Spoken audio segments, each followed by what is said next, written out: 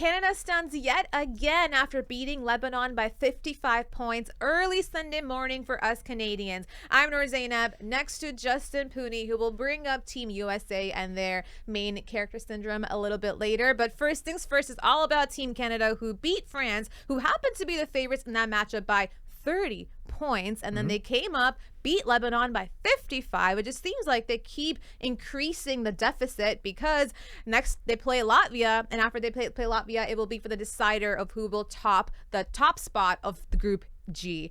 Justin, yeah, very impressive. Sorry, Group H. Yeah, Group H. There you go. You recovered. I got it. Yeah, you got it. They're gonna be playing. Well, now they're going to round 2. They're going to play the top 2 teams from Group G. So you got confused. That's exactly. fine. Well, Group G is actually playing right now. Yes. And Spain and Brazil, as well as Cote d'Ivoire and Iran. Yes. And basically, we're going to see who you're going to end up playing from that group at that point, right? Yeah, so basically we'll touch about Canada first. What a weekend. Again, another impressive performance. We talked about how we want to see Team Canada, carry on the momentum, but a very, very impressive, kind of putting the world on notice type of win against France. And France is now flamed out of the World Cup, right? So the French side is in some disarray. But look, Canada, 44 assists, Noor. 44 assists. Yes. That's the number. The next number for me is 15. Only 15 turnovers, right? Yep. That to me shows two things. Number one, sharing is caring. Sharing is caring. And Jordi Fernandez is doing a great job getting this team to buy into the system. Because we know when you get a whole collection of NBA talent and you get all these big names, you get guys like RJ Barrett, Shai Gilgeous-Alexander. I get it with Canada, it's kind of clear who the alpha is on this team. It is Shai. Yeah. But in some certain instances, guys want the ball. They want to make sure they get their shots off. But this game, nobody played over 20 minutes, right? It was spaced out. Now, they had 100 points in the first 3 quarters. They're up by, I think they're up 100 to 48 going into the fourth quarter. But they did exactly what they were supposed to do. They dominated from start to finish. They sent a message. They played very good. Now, it was against far inferior competition, but they did what they were supposed to do. And you know what this reminds me of, Noor? What? I'm not saying they're the dream team, the redeemed team, or anything like that. You can say it. They're not. They're not. You can say it. If you look at the 92 U.S. dream team, or the 2008 redeemed team in Beijing, they just flat out dominated the competition. Now, Canada is flat out dominating their competition right now. And I think it's similar to it in that instance. Again, 71% from the field, 18 from 30 from three-point range. They're advancing to the second round. I'm very impressed with what I see from this Canadian side. You look at the group, right? They've already qualified. So now going into round 2, it's a little bit confusing. You mentioned it as well. So basically, Canada is going to be playing, Canada and Latvia will be placed in a group with the top 2 teams of Group G, which, if I'm going to hedge my bets, I think it's going to be Brazil and Spain, whichever order they fall in. I think Spain is currently leading Brazil in the fourth quarter as we're taping this right now. But Canada will then play Brazil and Spain, and the top 2 teams from those 4 will advance to the quarters. So there's going to be a lot stiffer competition. You're not going to be playing Latvia, Lebanon. Well, no. Latvia is playing well. But you're not going to be playing whatever this France squad is and Lebanon. You're going to be playing some much better competition, especially Spain, who we know is an international powerhouse. And defending champions, too, right? Yes. And don't sleep on Brazil either. Brazil's I think Brazil's currently ranked 14th in the world. And Canada's 15th, And Canada's 15th, but it's going to be a tough battle going up against the 2 powerhouses who, they clearly always dominated sport. They're taking over basketball now as well, but Canada really is sleeping through and coming up. I'm just excited to see what's going to happen with this team and what that means moving forward. And now they're going to play Latvia, right? Latvia, again, they're 29th ranked team in FIBA. They're not going to be the powerhouse that Canada has played before, but at the same time, it's going to be a tough matchup because Latvia has beaten the likes of France, and they actually eliminated France to get to where they are right now, which is a great feat to do at this point. So I wonder, I'm like, does Canada have what it takes to beat Latvia to end up as number 1 in this group, you think? I think that they should be the favorites, and they are the favorites to win this game. When you look at Latvia, Canada smashing them in points for and points against and plus minus. Canada has a plus 85 so far in this tournament. Latvia is a plus 41. It is going to be a game Canada should win, but again, Canada doesn't have the pedigree, the international pedigree to just coast through, right? And that's the thing. The U.S. has the pedigree. Spain has the pedigree to be able to coast in group play, right? Because they've been there, done that before. Canada's just finally entering the world stage. They have to play every game with a heightened sense of urgency and expectation. I think that's what Jordi Fernandez will do. That's what they've done so far. The first 2 games, they've come out and proven that, hey, we're Canada. This is Canada basketball. It's a new era for the men's national team. They need to continue that against Latvia. They need to finish first in their group, right? Because then if you can finish again in the top of the next group against Spain, Brazil, or whoever, right, that sets you up better for the quarterfinals, right? So Canada needs to maintain their foot on the gas pedal. You can't take anybody lightly. And the way they're rolling right now, I don't think they will. Credit to Jordi Fernandez, as you said, because right now at this team, not only are they sharing the ball, as you said, 44 assists, single game record at the FIBA World Cup since they were dated back to 1994. And that means that everyone is sharing the ball and everyone's also scoring. The past 2 games, we have about, I want to say, 5 different players in double digits. That's your starting lineup in double digits for the past 2 games, right? So that shows that everyone's on the right track. They're sharing the ball. It's not just the Shai show. It's not just the Gilgeous-Alexander show. It's not just the Dylan Brooks show. Everyone is contributing. Shai's almost at 20 points. Is averaging 20 points the past 2 games. And you're looking at RJ Barrett 11 points. Yeah, 17 points he had last game, right? Last game, exactly. 11 points altogether. Dylan Brooks, 11 points as well. And then Kelly Olynyk. I told you, do not sleep on Kelly Olynyk. 15 points the last 2 games. We don't really have a real big, but he's putting himself in that position, and what he did against Rudy Gobert and France too to put them out of their misery at this point has just been a fantastic watch. But as you mentioned, Justin, this is something that's new to them, right? This is something that's new to Team Canada. We haven't seen them work together and also just dominate other teams the way that they have been doing so far. And moving forward, I gotta wonder, have we got to a point now where are the expectations set high for Canada, or will any exit at this point be celebrated? No, it'll be a failure if they don't make it to at least the semifinals, I think. Where this team is playing right now, how much talent they have. I said it before the tournament. If they don't make it to the semifinals or the finals, it's a failure, right? You have to. You are too good of a team not to go that far in the tournament, right? You have to qualify for the Olympics. This nation, this country produces so much basketball talent at the NBA level, right? That you are behind the U.S. Canada puts up the most NBA players out of any country, right? How are you not going to be competing for medals, right? A quarterfinal berth is not good enough, right? And I think we as a nation, we have to stop with the, okay, well, they tried their best. Oh, they won a few games. Oh, they went on a nice one. No. The reason why nations like Spain, the U.S., France, when they were at their peak, sides like that, the reason why they do so well is because they have expectations to live up to. Now, they also have talent and structure, and you can say whatever you will about Canada basketball. The structure and the plan in place has never really been there until right now, it appears like. But Canada is too good, has too much basketball talent not to be a world power. They have to be a world power. The fact that it's 2023 and now we're starting to sort of get acknowledged as a team that could potentially rival the U.S. kind of is embarrassing to me, right? Not really, though. Not to me, because if you look at, again, you got to look at the metrics of where you're living, right? America, U.S. population, 331 million people. Canada, 38 million people. I thought we had 40 now. 40 I don't. Maybe people died. I don't know. It says it's 40 million now. 38.25. I'll go with 40. Okay, but clearly still a massive deficit when it comes to population. I understand that. when you're like bringing up and producing talent, it's hard to do that with such a small circumference, right? When compared to the U.S. But right now, if you look at the talent that we are producing, yes, you're gonna see some players that are gonna be like, oh, I didn't know he was Canadian. I had no idea. But there's also some who are legit superstars. Look at Shai Gilgeous, right? Look at RJ Barrett. Look at Jamal Murray. Look at, Andrew Wiggins as well, right? Like these, and then Shaedon Sharp, the young ones who are coming up now too. These guys, to me, like, yes, we are a little bit behind, but I think the talent that's coming up can easily rival of the talent coming out of the U.S. Tristan Thompson.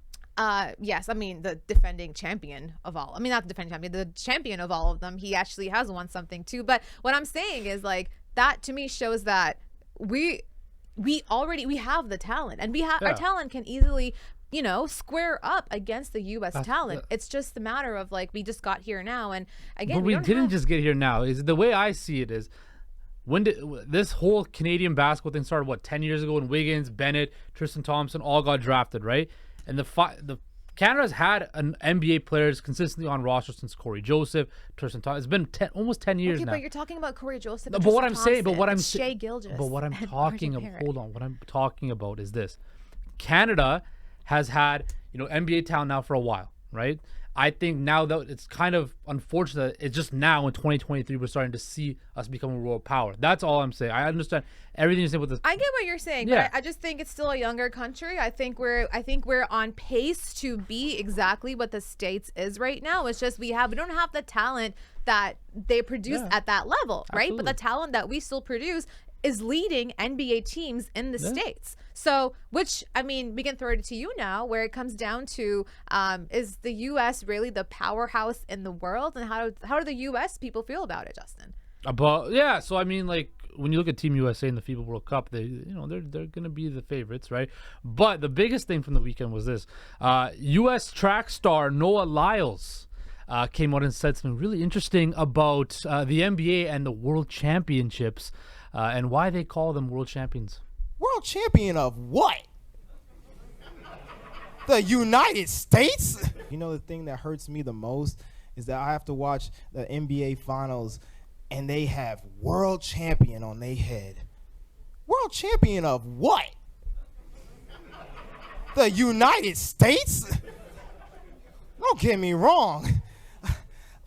I love the U.S. at times. But that ain't the world. That is not the world. We are the world. We have almost every country out here fighting, thriving, putting on their flag to show that they are represented. There ain't no flags in the NBA. Now, look, Noah Lyles is feeling himself, okay? He won 3 gold medals at the World Championships. He's the #1 runner in the 200 meters, #5 in the 100 meters. He's feeling himself, okay?